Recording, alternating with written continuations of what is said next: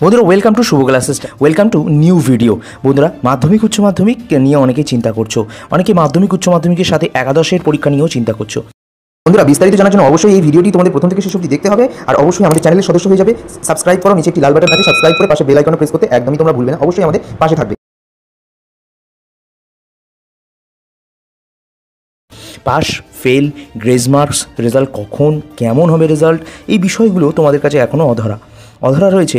তোমরা কেমন নাম্বার পাবে, অধরা রয়েছে তোমরা কত গ্রেস নাম্বার পেয়েছো, অধরা রয়েছে তোমাদের মার্কশিট এর কাজ কতটা দূর এগোলো, সবটা নিয়ে আজকের এই ভিডিওটা মনোযোগ সহকারে প্রথম থেকে দেখবে। সংক্ষিপ্ত আকারে তোমাদের ছোট্ট ইনফরমেশন দিয়ে তোমাদের জানাবো যে তোমাদের কিন্তু রেজাল্টের কাজ সম্পূর্ণ হয়ে গেছে, অর্থাৎ রেজাল্টে নম্বর তোলার কাজ, উত্তরপত্র খাতা জমা দেওয়ার কাজ শিক্ষকদের, সেটা কিন্তু পুরো সম্পন্ন হয়েছে এবং এখন পালা শুধুমাত্র রেজাল্ট প্রিন্ট আউটের। এবার এই রেজাল্ট প্রিন্ট আউট করতে প্রায় কত দিনের সময় লাগতে পারে বন্ধুরা, আমরা যেটা সূত্র মারফত জানতে পারছি পর্ষদের, যে এটা প্রায় 9 লক্ষ থেকে 9 লক্ষ 9.5 লক্ষের কাছাকাছি বা 9.5 লক্ষের একটু বেশি কিন্তু প্রিন্ট আউট করতে হবে। সেক্ষেত্রে একটু টাইম লাগবে। গ্রেজ মার্ক সবাই 8 থেকে 10 নাম্বার করে পাচ্ছে বন্ধুরা। এছাড়া উচ্চ মাধ্যমিককে কতজন পাশ করবে এই একটা সহজ হিসেব কিন্তু আমরা বের করলাম।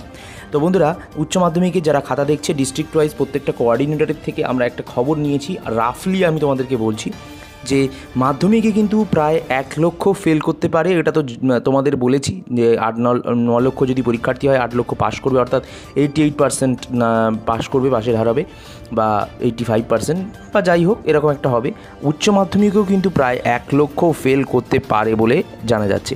এবার উচ্চ মাধ্যমিক টোটাল পরীক্ষার্থী যদি আমরা ধরি, উচ্চ মাধ্যমিক এবছরের টোটাল পরীক্ষার্থী যদি আমরা ধরি, সেই অনুযায়ী কিন্তু 1 লক্ষ পরীক্ষার্থী ফেল করতে চলেছে। Grace number